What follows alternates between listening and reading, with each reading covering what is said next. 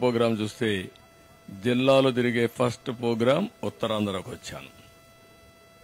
ఇక్కడి నుంచి మళ్ళా నెక్స్ట్ ఎక్కడికి వెళ్లాలని రాయలసీమ వెళ్ళి వెళ్తున్నాను. ఆ మెసేజ్ కూడా ఇవ్వాలనుకున్నాను. వచ్చి చూశాను. నేను ఒకటే మీ అందరికి హామీ ఇస్తున్నా, 2026 వాళ్ళు జూన్ అంటున్నారు, నేను ఇంకా ముందే తీసుకురమ్మంటున్నాను. దాన్ని ఇంకా ప్రీపోన్ చేయాలి. ఏం చేస్తారు, వర్కౌట్ చేస్తారు. మ్యాక్సిమం జూన్ 30th కంటే ఎక్సిడ్ కాదు, ముందుకు పోదు, ఇంకా ఎనిక్కి వస్తుంది. వచ్చి దీన్ని ఆపరేషన్ చేయాలి.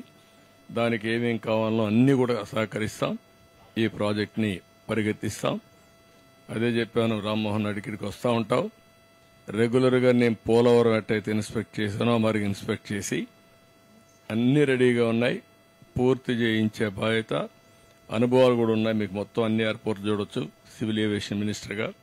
చూసిన తర్వాత users friendly, latest technologies, one of the most modern airport Visakhapatnam రావాలి. దానికి కూడా దోహదం చేయమని వారిని కోరాను. నాకు ఆ నమ్మకం ఉంది, సమర్థత ఉంది. ఆయనకి అదే మరిగా ఫస్ట్ ఎయిర్పోర్ట్ నేను జిఎంఆర్కి ఇచ్చినప్పుడు చాలా టెస్ట్ చేశాను. వాళ్ళని ఒక 20-30 నమూనాలు తయారు చేయమన్నాను. తయారు చేసుకొచ్చారు. అక్కడి నుంచి దేశంలోనే గ్రీన్ఫీల్డ్ ఎయిర్పోర్ట్లు వచ్చాయి. హైదరాబాద్తో ప్రారంభమైన తర్వాత వీళ్లు గ్రో అయ్యారు, దేశం గ్రో అయింది, గ్రీన్ఫీల్డ్ ఎయిర్పోర్ట్స్ వచ్చాయి. ప్యాసింజర్స్ చాలా ఉపయోగపడింది. అభివృద్ధికి ఒక మూలంగా one of the main growth ఇంజిన్గా ఎయిర్పోర్ట్స్ డెవలప్మెంట్ కూడా తయారైంది. We are very happy. అందుకే ఈ 4 విషయాలు మీకు చెప్పడం కోసం ఈ సమావేశం పిలిచాం.